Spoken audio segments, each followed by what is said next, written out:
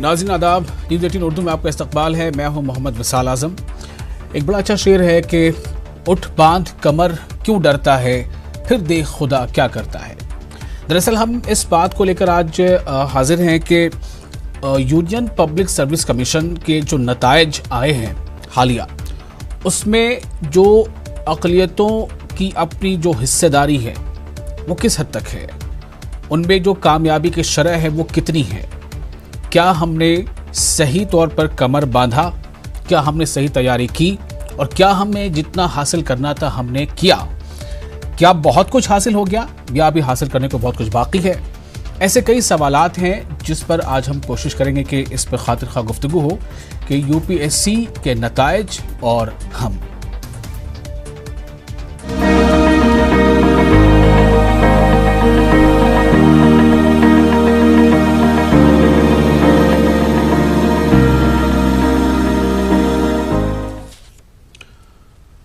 तो union public service commission के जो नताइज आए हैं 2019 वाले, और उसका नतीजा जो आया है उसमें कुल जो कामयाब तलबा हैं या हम ये कह लें कि जो उम्मीदवार हैं वो हैं 829, और इन 829 में से 44 ऐसे तलबा हैं जो मुस्लिम हैं, जिनमें से जामिया मिलिया इस्लामिया की कोचिंग एकेडमी से कुल 25 कामयाब हुए हैं उम्मीदवार। इन 25 में से 14 अक़लियती बिरादरी के हैं, मुसलमान हैं।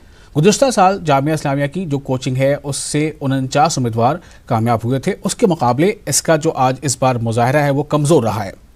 ज़कात फाउंडेशन ऑफ इंडिया ने जो कोचिंग कराया था उसमें 27 कामयाब हुए, जिनमें से अब 23 जो हैं वो मुस्लिम हैं, और जामिया हमदर्द यूनिवर्सिटी के 6 कामयाब उम्मीदवार हैं, जिनमें से 2 मुस्लिम हैं। तो लगभग तमाम जो है नतीजे सामने हैं, लेकिन इनमें हमें अब ये वक्त है ये जानने समझने का कि हमारी कोशिशें जो हैं वो इतनी थी कि वो सही तौर पर रंग लाई हैं, उनमें कुछ कहीं कमी तो नहीं रह गई। आखिर क्या वजह है कि टॉप 10 में, टॉप 20 में, टॉप 30 में, टॉप 40 में हमारा नाम नहीं है। हम चूँकि हमारे नाजरीन जो हैं उनसे हम बात कर रहे हैं कि जो अक़लियती तबका है वो किस हद तक इसमें कामयाब होता नज़र आ रहा है, और उसकी जो कोशिशें हैं, जो काविशें हैं, और बिल्कुल कम्युनिटी लेवल पर भी काविशें होती रहती हैं, तो उसका नतीजा खातिर खा आ पा रहा है या नहीं आ पा रहा है, कुछ कमियां तो नहीं रह जा रही हैं। यूनियन पब्लिक सर्विस कमीशन 2019 के नताइज में जो मुस्लिम उम्मीदवारों ने कामयाबी ज़रूर हासिल की, मजमूई तौर पर 44 उम्मीदवार कामयाब हुए हैं। कुल यूपीएससी में जो 829 जो उम्मीदवार कामयाब हुए, उनमें से जो कामयाब तलबा हैं उनकी तादाद 44 है मुसलमानों की। और आप पिछली बार का आंकड़ा अगर हम बताएं, आपको आदाद शुमार बताएं, नहीं 2018 के जो नतीजे आए थे तो उसमें कुल जो तादाद थी उम्मीदवार तलबा की या उम्मीदवारों की, कामयाब उम्मीदवारों की, वो थी 759। 2018 के इम्तिहान के नताइज जो थे, और उन 759 में से 29 मुस्लिम कैंडिडेट ने कामयाबी हासिल की थी, जो कि इस बार 44 है, तो वो फासला ज़्यादा लग रहा है। लेकिन 2017 के जो नताइज आए थे, यानी 2019 का नताइज का जो नतीजा है वो हालिया है, 2017 के जो नताइज थे उसमें कुल 990 उम्मीदवार कामयाब हुए थे, और उन 990 में से 44 ने, जो कि माइनॉरिटी से थे, मुस्लिम थे, वो कामयाबी हासिल की थी।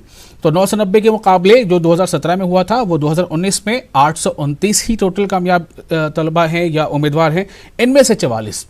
तो कुछ अंदाजे से ये बेहतर नतीजा लगता है, लेकिन इसमें कमी कहाँ रह गई और अच्छा कर पाने में, उसमें थोड़ा हम गौर व फिक्र करेंगे। हमारे साथ कई तलबा या हम ये कह लें कि वो कामयाब उम्मीदवार हैं जो कामयाब हुए हैं, अब वो हमारे साथ जुड़ेंगे। सुफियान अहमद जुड़ेंगे हमारे साथ, मोहम्मद नदीमुद्दीन जुड़ेंगे, मोहम्मद आकिब जुड़ेंगे। तो ये और इसके अलावा हम कुछ एक जो कामयाब स्टूडेंट्स हैं उनका सीधा हम जो हमसे नहीं जुड़ पा रहे, लेकिन उनके हमने तासुरात मंगाए हैं अपने पास। जैसे कुपवाड़ा का एक एग्जांपल आपको हम दे दें, कुपवाड़ा से हमारे साथ जो हमने वहाँ से उनके तासुरात मंगाए हैं, तो कुपवाड़ा में जो कामयाबी के बाद कुपवाड़ा ज़िले से 2 उम्मीदवार कामयाब हुए हैं। हम आपको बारी बारी से उनका बयान सुनाएंगे कि कामयाबी के बाद वो क्या तासुरात उनके हैं, क्या कहते हैं, सुनिए ज़रा के बारे में। पर ये है कि बचपन से लेकर के 12th तक बहुत सारे इंसान के चेंज होते रहते हैं, कभी बोलता मैं ये करना चाहता हूँ, कभी ये कभी वो। फिर मैंने जो 12th एग्ज़ाम जब मैंने पास किया, उसके बाद मैंने जो JKCET का एग्ज़ाम होता है वो सब इंजीनियरिंग वगैरह के लिए, उसके लिए मैंने अप्लाई नहीं किया था, मैंने वो नहीं दिया था क्योंकि तब तक मेरा इंटरेस्ट जो है वो ख़त्म हो गया था उसमें। फिर मैंने इकनॉमिक्स ऑनर्स किया जामिया मिलिया इस्लामिया से। वो सब्जेक्ट मैंने अपने भाई की चॉइस पे चूज़ किया था, मुझे उसके बारे में तब तक कुछ भी नहीं पता था। और फिर ग्रेजुएशन के दौरान मुझे इसके बारे में पता चला, मुझे ये रियलाइज़ हुआ कि फाइनली यही चीज़ है एक जो मैं करना चाहती हूँ। UPSC CSE मैं एक IAS ऑफिसर बनना चाहती हूँ। और उसके बाद मैंने उसके लिए प्रिपरेशन स्टार्ट की, थोड़ा बहुत कॉलेज से मैंने अपनी फाउंडेशन स्ट्रॉन्ग की, और फिर मैंने सोशियोलॉजी अपना ऑप्शनल चूज़ किया। और फाइनली मैंने 2018 में अपना पहला अटैम्प्ट दिया, जिसमें मैं प्रीलिम्स भी पास नहीं कर पाई, लेकिन 2019 में इस एग्ज़ाम में मुझे 350 रैंक हासिल हुआ। ये घर वालों का किस तरह का साथ रहा? पूरा क्रेडिट है ये मेरे माँ बाप को जाता है इसमें, क्योंकि इसके बहुत सारे रीज़न्स हैं। एक तो ये कि मेरी फैमिली में जो हमारी परवरिश हुई लड़कियों की, और मेरा एक भाई है उसकी, हम में कभी फ़र्क नहीं किया गया, और हमें वो हर फ्रीडम मिली, वो हर लिबर्टी मिली जो इंसान जिसके लिए चाहता है कि जो उसके पास हो। मैंने अपने सारे डिसीजंस जो है वो मैंने खुद लिए हैं, और इनका सपोर्ट रहा, हमेशा साथ रहा, इमोशनली एंड फाइनेंशियली हर तरह का सपोर्ट रहा। किस तरह अब कौम की जो है वो खिदमत करना चाहते हैं, वो किस तरह का जज्बा होगा आप में? ये जो फील्ड है इसमें बहुत सारी अपॉर्चुनिटीज़ हैं कि आप लोगों की हेल्प लोग की हेल्प कर सकते हैं, बहुत तरह से आप हेल्प कर सकते हैं। किसी की छोटी हेल्प भी इसमें जो है आपको बहुत ज़्यादा सेटिस्फैक्शन उसे महसूस हो सकता है। और अब आपको बता दें कि हमारे साथ कुछ ख़ास और जो कामयाब उम्मीदवार हैं वो जुड़ चुके हैं। सुफियान अहमद हमारे साथ जुड़ रहे हैं, जो ऑल इंडिया रैंकिंग उनकी 303 की है। सुफियान साहब, आपका बहुत इस्तकबाल है न्यूज़ 18 उर्दू के इस ख़ास प्रोग्राम में। और नदीमुद्दीन जुड़ रहे हैं हमारे साथ, मोहम्मद नदीमुद्दीन, आपका जो रैंक है वो 461वां है। आपका भी बहुत इस्तकबाल न्यूज़ 18 उर्दू के इस खास प्रोग्राम में।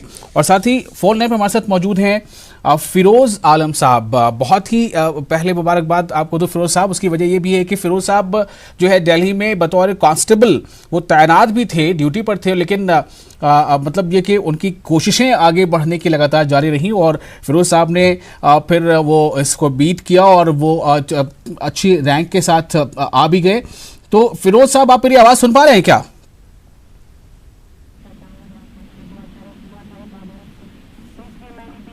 फ़िरोज़ आलम साहब मेरी आवाज़ सुन पा रहे हैं? अच्छा, बहरहाल मैं वो जुड़ते हैं तो उनसे फिर बात करूंगा कि उन्हें ये तजुर्बा कैसा। फ़िरोज़ आलम साहब, मेरी आवाज़ मिल पा रही है आपको? फ़िरोज़ आलम, हमने जैसा कि बताया कि उनकी आगे बढ़ने की ये कोशिश लगातार जारी रही, और बतौर एक कांस्टेबल वो ड्यूटी अंजाम देते रहे, लेकिन वो अपने को इस इम्तिहान में शामिल किया उन्होंने, और वो कामयाब हुए हैं। ये एक अच्छी बात है। हमारे साथ सुफियान अहमद जुड़ चुके हैं। सुफियान, मैं आपके पास आ रहा हूँ। सबसे पहले तो आपको बहुत बहुत मुबारक हो। क्या आप यहाँ तक पहुँचना चाहते थे या और बेहतर करना चाहते थे?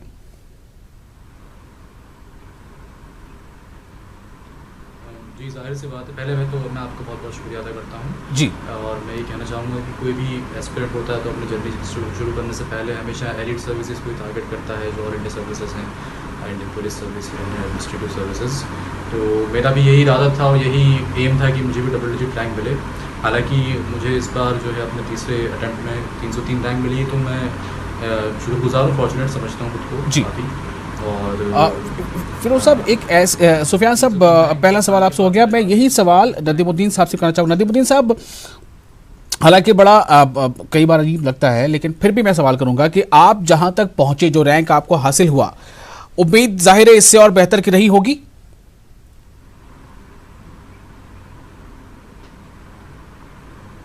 नदीमुद्दीन साहब। बट मैं काफी खुश हूं सर, क्योंकि मेरा जो पहला प्रेफरेंस, जी सर जी, क्योंकि मेरा पहला प्रेफरेंस इंडियन पुलिस सर्विस के लिए है सर जी। और इस रैंक पर जो मेरा पहला चॉइस था वो मुझे सर्विस मिल जाएगी। और पिछले साल भी मैंने इस एग्जाम को क्लियर किया था और मैं इंडियन रेवेन्यू सर्विस में अंडर ट्रेनिंग ऑफिसर अभी मेरी ट्रेनिंग चल रही है जी। मैं खुश तो था लेकिन सेटिस्फाइड नहीं था। तो इसीलिए मैंने एग्जाम फिर से दोबारा से लिखा और मेरा रैंक इम्प्रूवमेंट हो गया है। तो मैं पूरा उम्मीद से हूँ कि मुझे इंडियन पुलिस सर्विस, जो कि मेरी पहली प्रेफरेंस है, वो मुझे मिल जाएगी इस एग्जाम के जरिए। चलिए, बहुत खूब। हमने जैसे कि इसका उन्वान रखा है कि यूपीएससी हम कहाँ तक पहुँचे, यूपीएससी और हम कहाँ तक पहुँचे, कहाँ तक हमें पहुँचना था, क्या हमें वो हासिल हुआ या कुछ अभी और हासिल करना है। हम जो डेटा देख रहे हैं यहाँ पर 829 में 44 जो कैंडिडेट्स हैं जो अक़लियती तबके से आते हैं, माइनॉरिटी से आते हैं, और वो 44 हैं। 759 में 29 थे पिछली बार, उससे पहले 2017 का जो नतीजा था वो 990 में 44 थे। तो मोहम्मद आकिब साहब भी हमारे साथ जुड़ चुके हैं गालिबन। आकिब साहब, आपको मेरी आवाज़ मिल पा रही है? जी सर, आवाज़ आ रही है? जी हाँ। मोहम्मद आकिब साहब, आपको ये खबर जब मिली, कब मिली, कैसे मिली और क्या तासुर था? आप सेटिस्फाइड हैं?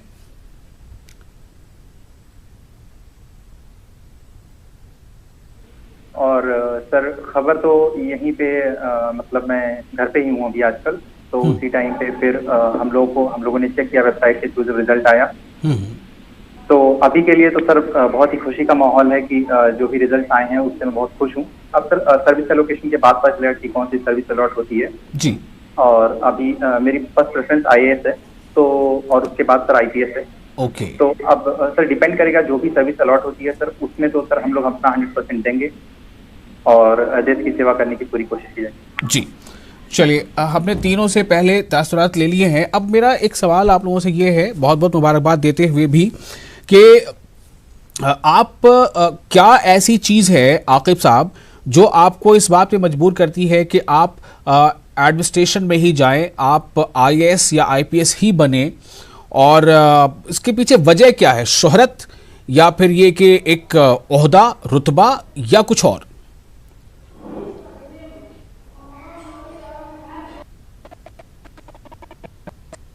है वो इस पब्लिक स्पिरिट है सर, क्योंकि सर सिविल सर्विसेज वो अपॉर्चुनिटी प्रोवाइड करता है कि हम सर लोगों से हमेशा जुड़े रहें सर, और ज्यादा से ज्यादा लोगों की सेवा कर सकें सर ग्राउंड लेवल पे। तो यहाँ पे एक्चुअली सर जब हम लोग छोटे थे तो मुझे इंस्पिरेशन मिला था हमारे एरिया के एक आईएएस ऑफिसर साहब से, तो उनके थ्रू ही तो फिर मुझे लगा कि अगर हम लोग ग्राउंड लेवल पे छोटे छोटे चेंजेस लाएं तो वो छोटे छोटे चेंजेस सर बहुत ही इंपॉर्टेंट हैं लोगों के जिंदगी में बदलाव लाने के लिए। जी। तो मेरा शुरू से ही सर लोगों से कनेक्शन बहुत अच्छा रहा है, तो मैं चाहता था कि मैं हमेशा बड़ा होकर के भी लोगों के साथ नहीं काम करूं सर, जितना ज्यादा से ज्यादा हो सके लोगों से जुड़ा रहूं और उनके लिए कुछ किसी अच्छे तरीके से कंट्रीब्यूट कर सकूं। तो सिविल सर्विसेज सर ये बहुत ही बेस्ट अपॉर्चुनिटी प्रोवाइड करता है कि जहाँ पे मैं लोगों से जुड़ा रहकर और लोगों के लिए बहुत ही अच्छा काम कर सकूं। जी, तो आपको लगता था कि एक ऐसी जगह हो सकती है, ये एक ऐसा मौका हो सकता है कि जहां पर पहुंचकर फिर हम लोगों के काम आ सकते हैं। मोहम्मद नदीमुद्दीन साहब, आपका क्या तासुर ताल्लुक से है? मतलब जब आपने ये सोचा कि हमें सिविल सर्विसेज कंप्लीट करना है, आप पिछली बार भी आप आए, फिर इस बार और अच्छा बेहतर करने की कोशिश की, आप बेहतर नतीजा पाया आपने। मैं ये जानना चाहता हूँ कि सिविल सर्विसेज में ऐसा क्या रखा है? मतलब वर्दी की ख्वाहिश होती है, शोहरत होती है, लाल बत्ती होती है, क्या चीज़ ऐसी है जो आपको जोड़ती है या उन तमाम लोगों को जोड़ती है कि नहीं हम यूपीएससी ही निकालेंगे?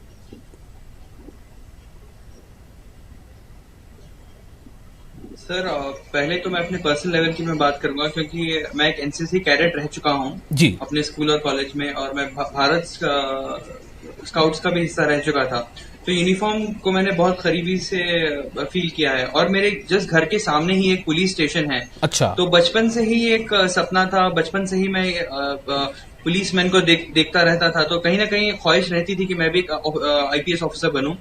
और सोसाइटी में सर जो भी चीज होती है, पहले जो इमीडिएट रिस्पॉन्डर्स होते हैं वो इंडियन पुलिस सर्विस ऑफिसर होते हैं। तो मुझे लगा सर कि मैं एज अ आईपीएस ऑफिसर जब बन जाऊंगा तो लोगों की खिदमत डायरेक्टली करूंगा, इमीडिएटली जी। तो बहुत ज्यादा टाइम ऐसे होता है कि सर जो वल्नरेबल सेक्शंस होते हैं या जिनके पास रिसोर्सेस नहीं होते हैं, तो उनको कहीं ना कहीं कुछ प्रॉब्लम कभी फेस करनी पड़ती है जी। तो मेरा मोटिव यही रहेगा कि सर जब मैं जाऊं, ये power gap between people and police ये कम करूं, और पब्लिक का कॉन्फिडेंस बढ़ाऊं पुलिस पे, और कम्युनिटी पुलिसिंग मॉडल जो कि सिटीजन्स खुद पुलिसिंग में पार्टिसिपेट करेंगे, हेल्प करेंगे और क्राइम को कंट्रोल करेंगे। तो ये मेरी प्रायोरिटीज थे सर, और यही मेरा इंस्पिरेशन था। मेरे घर के सामने जो पुलिस स्टेशन है वो मेरा इंस्पिरेशन, वो आपका इंस्पिरेशन था। तो ये एक बहुत असल बात यहाँ पर सामने आई उन तमाम लोगों के लिए जो अभी इस तरफ अपना रुख कर रहे हैं कि वो भी ऐसा मकाम हासिल करें, ऐसे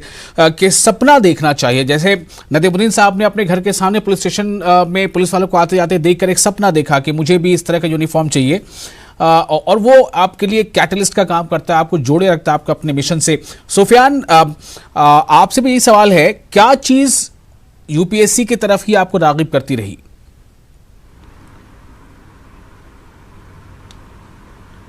देखिए, इसका एक सीधा आंसर, डायरेक्ट आंसर तो नहीं है, क्योंकि बहुत सारे होस्ट ऑफ फैक्टर्स होते हैं। इसमें आप रुतबा भी कह सकते हैं, इसमें पावर भी कह सकते हैं, इसमें एक अंदर से फील आता है कि लगता है कि हम ये सर्विस ज्वाइन करेंगे तभी हमें सेटिस्फेक्शन मिलेगा जी। और फिर दूसरी चीज़ ये है कि मुझे एक अंदर से एक लालसा रही है कि मैं लोगों के बीच रहूं, मैं ना कि मैं एक आइसोलेशन में रहूं, ऑफिस जॉब करूं 9 to 7 वाली या 9 to 5 वाली जॉब, और जो कि मेरे पास अपॉर्चुनिटीज़ थी भी प्लेसमेंट वगैरह में मैंने रजिस्टर नहीं। सुफियान, थोड़ी आवाज़ आपकी और बढ़ सकती है, थोड़ा ऊँचा बोले थोड़ा। सर्विस आपको जी हेलो जी, आप बोलिए। हाँ, तो मैं ये कह रहा था कि बहुत सारे फैक्टर्स रहते हैं। मेरे साथ कोई एक सिंगल फैक्टर नहीं था कि मुझे सिर्फ रुतबे के लिए या सिर्फ पावर के लिए चाहिए। रुतबा, पावर, फेम तो एक फैक्टर होता ही है, साथ साथ ये फैक्टर भी होता है कि सेल्फ सेटिस्फेक्शन वाली चीज़ भी होती है जी। तो मैं हमेशा ये सोचता था कि मुझे सेल्फ सेटिस्फेक्शन सर्विस ज्वाइन करने के बाद ही मिल पाएगा, मुझे शायद प्राइवेट सेक्टर में वो सेटिस्फेक्शन ना मिल पाए। और दूसरी चीज़ ये है कि मुझे जो है लोगों के बीच रह करके जो है अपना काम करना, उनके बीच रह करके उनकी ज़रूरतों को पूरा करना, इस चीज़ ने मुझे इस सर्विस की तरफ खींचा है। और सिविल सर्विसेज एक ऐसा आपको मकाम दे देती है, काफ़ी यंग एज पे, काफ़ी कम उम्र में आपको ऐसा मकाम देती है जहाँ पे आप डायरेक्टली ग्रास रूट लेवल पे इन्वॉल्व हो सकें जी, जो कि मतलब मेरे ख्याल में अनमैचेबल है, जो कि किसी और जॉब या प्रोफेशन के साथ नहीं है। अच्छा, अब आपसे जानना चाहूँगा कि आप जो देखिए, एक बड़ा अजीब सी एक टेंडेंसी होती है कि जब भी कभी नतीजे आते हैं, आप तो मोबाइल का दौर आ गया, वरना पहले अखबारों में जब लिस्ट आती थी तो लोग जो है पान की दुकान पे और चौक चौराहों पे भीड़ सी लग जाती थी कि भाई यूपीएससी का या बीपीएससी का या एमपीपीएससी का रिजल्ट आ चुका है। तो कहते हैं कि जो तरक्की होती है उसका जो पैरामीटर है उसकी शुरुआत अपने ख़ानदान घर से होती है। ख़ानदान है, फिर वो अपने घर है, फिर वो मोहल्ला है, समाज है, आपकी अपनी कम्युनिटी है। कम्युनिटी डेवलप करती है तो सोसाइटी डेवलप करती है, सोसाइटी डेवलप करती है तो शायद। क्या आपको लगता है कि मौजूदा हालात में 829 में से 44 के नतीजे क्या हमारी कम्युनिटी के लिए काफ़ी हैं या ये ज़्यादा होने चाहिए?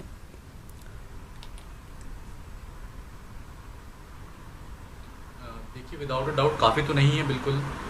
जो हमारी कम्युनिटी का परसेंटेज है पॉपुलेशन में, मुस्लिम कम्युनिटी का स्पेशली, तो उसके प्रोपोर्शन में तो नहीं है। ये मेयरली 3 to 4% है, और ये काफ़ी सालों से इसी 3 to 4% के आसपास जो है आंकड़ा रुका हुआ है। तो बहुत ज़रूरत है कि इस आंकड़े को बढ़ाया जाए। एटलीस्ट अगर हम चाहते हैं कि हमारी कम्युनिटी प्रॉपर्ली रिप्रेजेंटेड हो, तो पॉपुलेशन के बराबर ही सिविल सर्विसेज में और हर प्रोफेशन में हमारा रिप्रेजेंटेशन होना चाहिए, इसमें कोई डिनाइल नहीं है।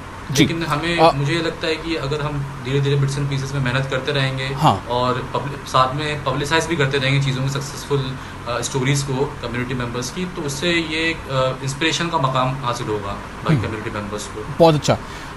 नदीमुद्दीन साहब, आपसे भी यही सवाल है कि हमें मतलब कम्युनिटी का ग्रोथ होगा तो जाहिर है वो कम्युनिटी से ही देश भी बनता है, तो देश का भी ग्रोथ होगा, देश में भी खुशहाली आएगी और तरक्की आएगी।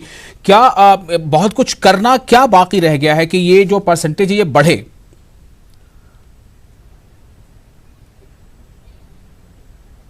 सर, आई थिंक मेरे हिसाब से सबसे इम्पोर्टेंट है कि lack of awareness regarding civil services के जो लिए है, अवेयरनेस बहुत कम है। जैसे मिसाल के तौर पे सर, जहां से मैं बिलोंग करता हूँ, मैं बीदर डिस्ट्रिक्ट कर्नाटका के स्टेट से हूँ, और मैं माइनॉरिटी कम्युनिटी से पहला कैंडिडेट था जो सिविल सर्विसेज एग्जामिनेशन जिन्होंने क्लियर किया अब तक कंट्री के मतलब हिस्ट्री में।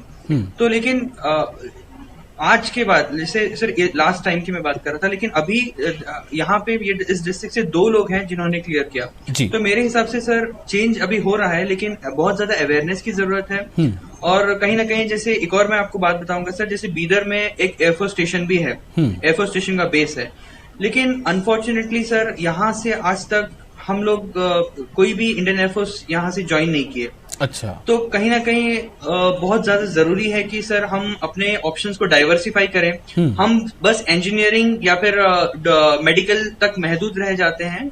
हम अपने ऑप्शंस को ज्यादा डाइवर्सिफाई करने की बहुत ज्यादा जरूरत है और इसी के लिए हम अब से कोशिश भी कर रहे हैं सर। तो आई थिंक आने वाले दिनों में हम ये उम्मीद कर सकते हैं कि सर ये जो डाइवर्सिफिकेशन है, यानी कि इंजीनियरिंग और मेडिकल के अलावा दूसरे भी प्रोफेशन जैसे लॉ हो गया, डिफेंस हो गया, इंडियन एयरफोर्स हो गया, सिविल सर्विसेज हो गया, पुलिस हो गया, इसमें भी हमारा रिप्रेजेंटेशन आने वाले दिनों में जरूर बढ़ेगा सर। तो डाइवर्सिफिकेशन की जरूरत है सर। डाइवर्सिफिकेशन की जरूरत है, एक सोच का जो एक लिमिटेड दायरा उससे अलग होने की जरूरत है। और मोहम्मद आकिब, मेरा सवाल आपसे भी यही होगा, दो तीन बातें खास यहां पर सामने आई। एक तो ये कि सपना देखना आना चाहिए, जैसा एपीजे अब्दुल कलाम भी कहा करते थे कि सपना देखा कीजिए, आप ड्रीम कीजिए कि आपको बनना क्या है उसके बारे में सोचिए। तो सपना देखना आना चाहिए हमें, और उसके बाद हम उसमें मुस्तकिल उसकी तैयारी में हमें लगे रहना चाहिए। और एक आकिब, आपसे जानना चाहूंगा आप इसमें क्या ऐड करोगे ताकि अब आपके पीछे जो लोग भी रह गए हैं और ये जो परसेंटेज है ये भी जो कम रह गया ये बढ़े आगे।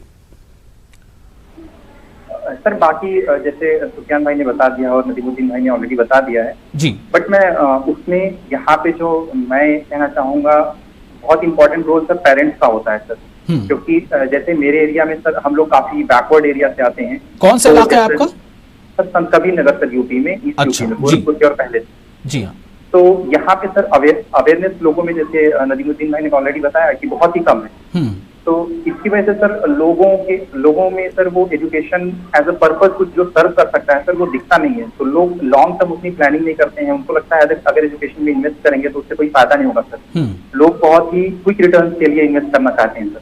तो जनरली लोग यहाँ से, जैसे मतलब यहाँ की स्पेशली सर ये चीज है कि अपने बच्चों को जनरली मुंबई भेज देते हैं या तो फिर कहीं सऊदी भेज देते हैं सर काम करने के लिए। तो सर यहाँ पे पेरेंट्स की भी थोड़ी जिम्मेदारी बनती है कि वो एजुकेशन में एक पर्पस ढूंढें ताकि बच्चे केवल अपने लिए नहीं बल्कि पूरे समाज के लिए सर चेंज ला सकते हैं। और जैसा बताया ऑलरेडी कि हमको डाइवर्सिफाई करने की जरूरत है और सर कुछ अच्छे रोल मॉडल्स की जरूरत है सर। हाँ। हमारे कम्युनिटी में कुछ अच्छे रोल मॉडल्स की जरूरत है सर, जिनको देख के लोग आगे बढ़ सकें सर। जैसे हमारे यहाँ पे ऑलरेडी IAS ऑफिसर साहब थे जिनके बारे में मैंने बताया, वो एक तरीके से मेरे लिए रोल मॉडल बने रहे सर। तो मैं भी चाहता हूँ जैसे मैं अपने एरिया के लिए कुछ रोल मॉडल बन सकूँ, लोग हम मुझको देख के आगे बढ़े तो सर वो बहुत खुशी की बात होगी। तो सुफियान भाई जिस एरिया से आते हैं सर उनको देख के लोग आगे बढ़े, बहुत खुशी की बात होगी सर। जैसे नदीमुद्दीन भाई ने बताया तो उनके एरिया से लोग सर उनको देख के आगे बढ़े तो सर बहुत खुशी की बात होगी सर। तो ऐसे सर धीमे धीमे जब सर लोग आगे बढ़ेंगे तो आगे आने वक्त में सर चेंजेस आएंगे सर। धीमे धीमे रिप्रेजेंटेशन इंक्रीज हो रहा है और मैं बहुत पॉजिटिव हूँ इस बारे में कि आगे आने वाले वक्त में थोड़े थोड़े रिप्रेजेंटेशन करके बढ़ेंगे सर और लोग और इस फील्ड में आएंगे और अलग अलग फील्ड में भी जाएंगे जी। एक ऐसे दौर में जब खास तौर से आईटी सेक्टर का बोलबाला है, बिजनेस का है, अभी कोरोना को लेके वक्त तौर पर जो भी हालात हो लेकिन वो है, उसमें भी सिविल सर्विसेज का चार्म क्या कम हुआ है? मुझे तो ऐसा नहीं लगता। लेकिन मैं आप लोग से ये जानना चाहता हूं कि सपना है और एक लगातार लगे रहने की मेहनत है, पेरेंट्स का अपना किरदार है और ख़ानदान के जो बड़े हैं उनका अपना किरदार है, वो सब मिलजुल के इसको एक तरह से नरिश करें जैसे हम एक छोटे से पौधे को बनाते हैं। एक चीज़ आपसे और ये जानना चाहूँगा सुफियान साहब कि एक आम तौर से ये बात जहन में ये भी आती है कि अगर सिविल सर्विस करना है तो बड़े बड़े कोचिंग सेंटर्स में एडमिशन लेने पड़ेंगे, बहुत ज़्यादा पैसा खर्च होगा। क्या ये डर वाकई मतलब सही है या इससे अलग होकर के भी कुछ रास्ते हैं जिससे हम इस मंजिल को हासिल कर सकते हैं? सुफियान जी, मेरा मानना है कि कोचिंग्स जो है, कोचिंग करना ये एक इनसिक्योरिटी होती है स्टूडेंट की। उसको लगता है, जैसे मैं अपनी बात करूँ तो मुझे लगता था कि अगर मैं कोचिंग ज्वाइन नहीं करूँगा तो हो सकता है कुछ छूट जाए मुझसे। तो इसी वजह से मैंने कोचिंग्स ज्वाइन की। लेकिन कोचिंग करने के बाद मुझे इस चीज़ का एहसास हुआ कि कोचिंग के बगैर भी आदमी सेल्फ स्टडी से भी इस एग्ज़ाम को जो है परस्यू कर सकता है, इस एग्ज़ाम के लिए एम अचीव कर सकता है। और दूसरी चीज़ ये है कि इस एग्ज़ाम के अंदर हमें ऐसा नहीं है कि बहुत ज़्यादा कुछ टेक्निकल एस्पेक्ट्स हमें पढ़ने हैं या बहुत ज़्यादा ही एक जो है बहुत मेहनत करनी है। इसमें मतलब मेरे ख्याल में रेगुलरिटी, कंसिस्टेंसी और परसिवरेंस का ज़्यादा रोल, साथ साथ पेशेंस का ज़्यादा रोल रहा है। तो मटेरियल बहुत ज़्यादा एम्पली अवेलेबल है मार्केट में, बहुत ज़्यादा गाइडेंस की भी कोई कमी नहीं है। आजकल सोशल मीडिया के दौर में, यूट्यूब वगैरह पे, ब्लॉग्स वगैरह के दौर में जो है हर जगह मतलब जो है इन्फॉर्मेशन का ओवरलोड है। तो आदमी बस अपनी सेल्फ स्टडी करे, अच्छे से पढ़ाई करे और प्रॉपर गाइडेंस के अंडर पढ़ाई करे, तो मेरे ख्याल से आदमी निकाल सकता है इसको एग्जाम को। ठीक है, इसी का एक छोटा जवाब और नदीम साहब आपसे भी चाहूंगा कि कोचिंग जरूरी है, निहायत ही जरूरी है, उसके बगैर नहीं हो सकता, सिविल सर्विसेज हम बीट नहीं कर सकते, क्या ये सही है?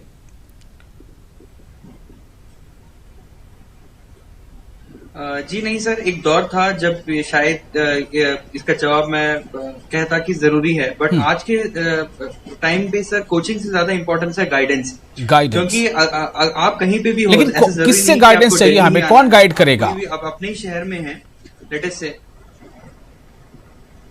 जी गाइडेंस सर, बस आपको एक इंटरनेट कनेक्शन और एक मोबाइल फोन की जरूरत है जी। और जितने भी टॉपर्स हैं, हर टॉपर हर साल अपने YouTube पर वीडियोस देते हैं कि उन्होंने क्या क्या गलतियां की, पहले अटेम्प्ट में कौन कौन सी गलतियां की और कौन कौन सी गलतियां आपको अवॉइड करना है।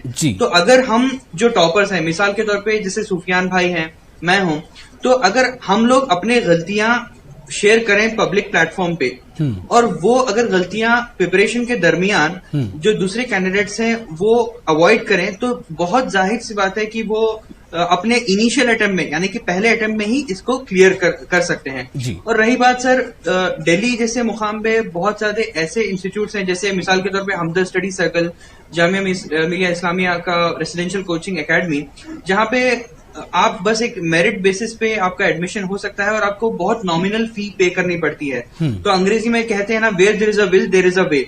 उसी के हिसाब से आई थिंक फाइनेंशियल एस्पेक्ट में भी कोई प्रॉब्लम नहीं होनी चाहिए, क्योंकि ये इंस्टीट्यूट्स आपको रहने की फैसिलिटी, पढ़ाई करने की फैसिलिटी, लाइब्रेरी फैसिलिटी दे देते हैं बहुत ही कम पैसों में, बस मिनिमल चार्जेस में। तो मुझे नहीं लगता इसकी सर ऐसा कोई प्रॉब्लम होगा जिसको। ठीक है, बहुत अच्छी बात की आपने। 1 मिनट रह गया मेरे पास, आकिब से शुरू करते हैं। आकिब, क्या आप जो हासिल करना चाहते थे वो हो गया, क्या पीछे पलट के एक बार देखेंगे? जो लोग इस रास्ते में अभी हैं, सफर उनका अधूरा है, उनके लिए क्या करेंगे? सॉरी सर, एक बार क्वेश्चन प्लीज रिपीट कर। जी, आवाज नहीं मिल रही आपको? सर एक बार क्वेश्चन प्लीज रिपीट कर दीजिए। मैं सिर्फ ये कह रहा था कि आप अपने मंजिल तक पहुंच गए, लेकिन कम्युनिटी डेवलपमेंट के लिए और लोगों को आगे बढ़ाने के लिए जो अभी रास्ते में है, मंजिल तक नहीं पहुंचे, उनके लिए क्या करेंगे आप सब? सर पहले तो जो लोग अभी भी रास्ते में हैं उनके लिए तो बस मैं इतना कहना चाहूंगा कि रास्ते एक्चुअली टफ होंगे, टफ हो सकते हैं, बट अगर वो लोग हार्ड वर्क करते रहेंगे तो उनको सक्सेस जरूर मिलेगी सर। सही डायरेक्शन में अगर सही हार्ड वर्क डालेंगे तो सक्सेस जरूर मिलेगी।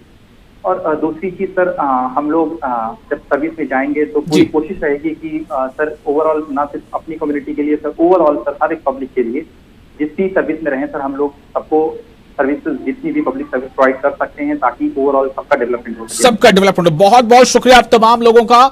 और एक बहुत बड़ा एग्जाम्पल था, हमें अफसोस है कि बात नहीं कर पाए फिरोज साहब से। फिरोज साहब जो कांस्टेबल की हैसियत से काम कर रहे थे, ड्यूटी कर रहे थे, लेकिन वो अपनी कोशिश लगातार उन्होंने जारी रखी और फिर इस बार सिविल सर्विसेज में उन्होंने उसको बीट किया। वो IAS या IPS बनेंगे। तो जाते जाते एक छोटा शेर है कि मायूस होके जहदे मुसलसल न छोड़ दे, जख्मों के बाद हाथ में गौहर भी आएंगे। बहुत शुक्रिया।